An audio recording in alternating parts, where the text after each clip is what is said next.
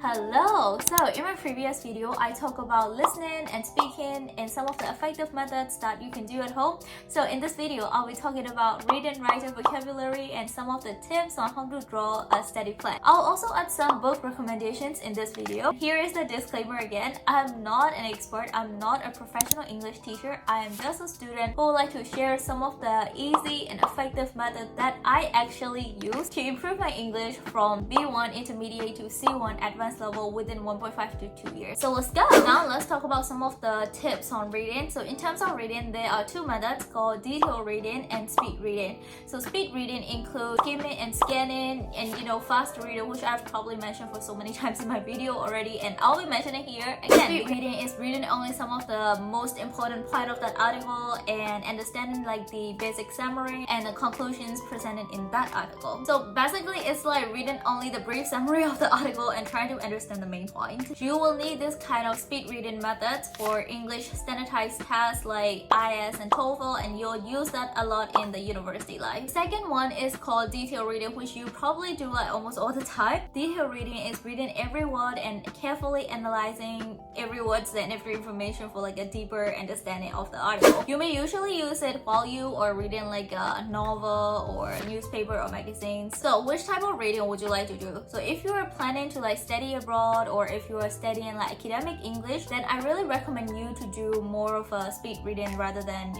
detailed reading. And if not, then do what's best for you. So how can you practice reading? So my personal recommendation is reading at least 30 minutes every day. Here are some of the book recommendations which you can download online. If you are in elementary or pre-intermediate, then you can start reading by some of the easiest books like Penguin Readers Book 1, 2, or Oxford Books 1 like Starter and Stage 1. If you are in intermediate level, you can try reading like Penguin's Reader Book 3, 4, or Oxford Book 1 Stage 2, 3, even some magazines like Reader Digest and Economics. So if you're in upper intermediate or advanced level, well, you don't even need any recommendation because you can pretty much read almost anything. You can read from a wide range of academic articles and papers to novels like Harry Potter. So the main point here is please read the book that is below your level or at your level and read it every day, at least 30 minutes every day. Now let's talk about writing. For writing, I only have 3 simple ways, and they are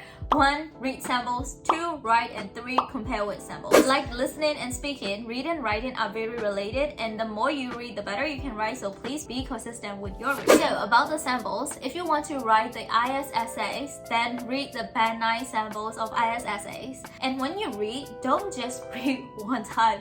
You're not gonna remember them by reading only one time. Please read like 3 or 4 times, maybe 5 times till you remember, and then try to write an essay based on what you have read, and then compare your essay with the original example essay.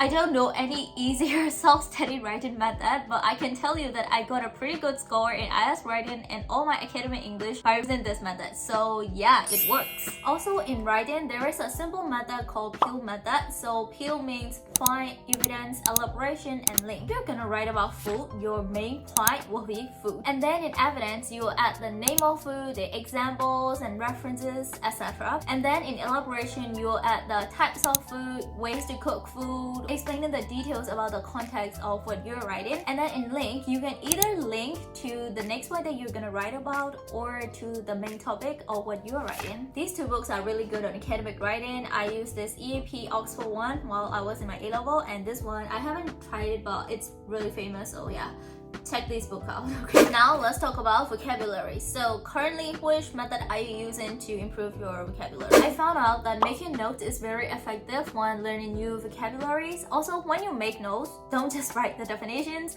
You're not gonna remember just by writing the definition. So please also write the collocations, synonyms, antonyms, and example sentence. Then when you speak or when you write, then these new vocabulary will automatically pop up in your mind. Then read your notes every day, because what's the point of making notes if you don't read it? So some people like to memorize the new vocabulary, some people like to read it every day. Do what's best for you. For me, I do both. For some vocabulary, I memorize. For some, I just read it. For book recommendation, honestly, I don't really have any book recommendation, but this book is quite popular, so check it out. Now you may know all the easy and effective methods to self-study English at home. So let's draw a study plan to be more effective. Step 1 is to gather resources. So instead of studying 10 books at the same time, time or watching 10 YouTube channels at the same time, please only stick to like 1 or 2 books and watch from like 1 or 2 YouTube channels at a time. In step 2, instead of practicing 4 skills in one day, it's better to just stick to 2 skills in one day. So what I mean by this is that if you're practicing listening and speaking on Mondays, then change it to like reading and writing on Tuesdays. And in step 3, after choosing which resources or like YouTube channels that you would like to use and which skills that you would like to focus, then it's time to draw a study timetable. You can add in your study schedule like practice listening in 1 hour when you wake up and reading book 1 hour before you go to bed. Actually, only 2 hours a day is very I don't know, I feel like it's not enough. So if you have more time, please do add more activities like time for vocabulary or time for grammar. But the main point here is that your study plan should be realistic and you should be really consistent and stick to your study plan. So here's a bit of personal touch. So when I study English, I told you I did it like very intensively. I studied like 7 hours every day, sometimes like the whole day, like 10 to 13, 16 hours. I attend classes in the morning, I make notes after the classes, I listen to a lot of podcasts, I watch a lot of YouTube videos, and I join the speaking clubs in the evening. What I learned in my learning English journey is that consistency is the key to learn a certain language. It's better if you can stick to it for like 6 months, then you will see a really fascinating and satisfying results after 6 months. Here are some of the practical, low cost and very effective and easy study methods that you can study English at home. In this video, I talk about reading, writing, and vocabulary, and in my previous video, which is here, I talk about listening and speaking. If you like my content, so you can subscribe here, and please also check out my other videos here too. Bye bye and see ya!